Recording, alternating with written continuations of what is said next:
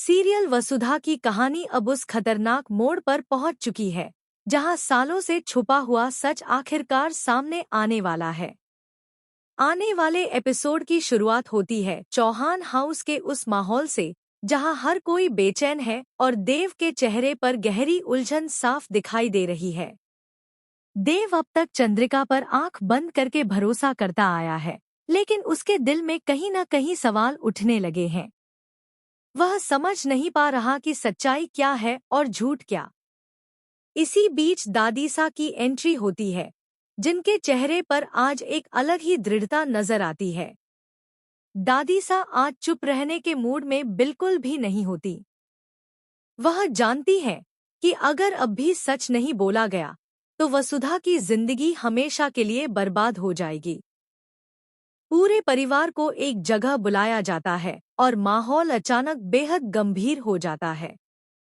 दादीसा बिना किसी डर के देव के सामने खड़ी होती हैं और सीधे चंद्रिका की तरफ इशारा करती हैं।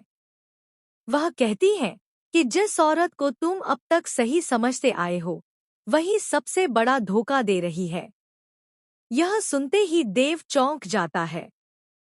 चंद्रिका घबरा जाती है और दादीसा को रोकने की कोशिश करती है, लेकिन दादीसा आज किसी की नहीं सुनती। दादीसा एक एक करके चंद्रिका की गंदी सच्चाई सामने लाती हैं। वह बताती हैं कि कैसे चंद्रिका ने अपने फायदे के लिए हालात को तोड़ा मरोड़ा, कैसे उसने वसुधा को गलत साबित करने की साजिशें रची और कैसे देव को अंधेरे में रखकर पूरे घर पर राज किया।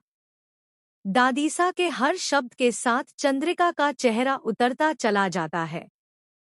सबसे बड़ा झटका तब लगता है जब दादीसा ऐसे सबूत सामने रखती हैं जिन्हें झुठलाना नामुमकिन हो जाता है। देव के हाथ कांपने लगते हैं, उसकी आंखों में गुस्सा और दर्द एक साथ नजर आता है। उसे एहसास होने लगता है कि उसने किस पर भरोसा किया और किसे ठुकराया।